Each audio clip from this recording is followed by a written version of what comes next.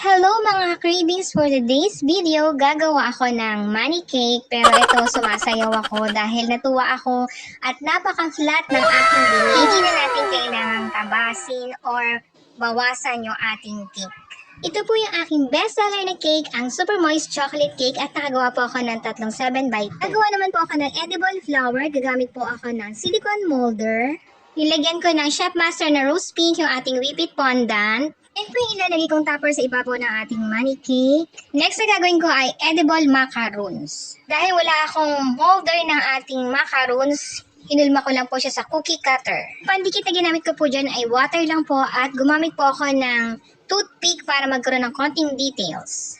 Inaayos ko na po yung money na inalagay po natin sa loob ng cake. Pinasok ko na po lahat siya sa plastic at pinagdidikit-dikit ko po at niroroll ko na po siya sa isang sago straw. Ito po yung lagi kong ginagamit na acetate cake box square size 10.3 by 11.6. Naglalagay po ako ng glucose syrup para hindi po mag-slide yung ating cake. Yung frosting or filling na ilalagay ko po dyan ay mocha frosting. Pero doon sa ibaba po ng ating cake ay naglagay po ako dyan ng chocolate ganache para mas lalong sumarap yung ating cake. Every layer po ng cake ay nilalagyan ko po ng filling. Yung price po ng aking money cake na 7x6 ay 1,700 pesos. Premium soft icing with edible details. Thank you so much Miss M for always choosing Purple Cravings Cakes and Cupcakes, and happy 46th birthday sa iyong mama.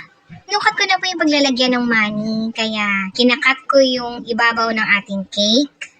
Itatabi lang po natin yung ibabaw na yan at kukuha tayo ng konti para gagawin nating cover pag nailagay na po natin yung money sa loob ng cake. Yan, hindi ko naman nakuhanan ng video kung paano ko nilagay yung money sa loob ng cake dahil akala ko po nagpi-play yung ating video, nag-stop po pala siya. Pagkatapos ko siyang i-cram coat, nilagyan ko ng color pink dahil ito yung request ni client. At yung half ng cake ay lalagyan ko po ng gold drip. Yung ginamit ko pong pang gold drip ay white chocolate. Naglagay lang po ako ng gold dust. Dahil konti lang naman yung drip na ilalagay ko, 30 grams lang po ng Goya white chocolate yung aking tinunaw. Nilagyan ko lang ng konting water at edible gold dust. At inilagay ko na po yung gold butterfly toppers.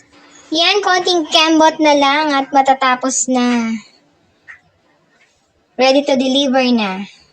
Thank you so much. Please don't forget to subscribe on my YouTube channel.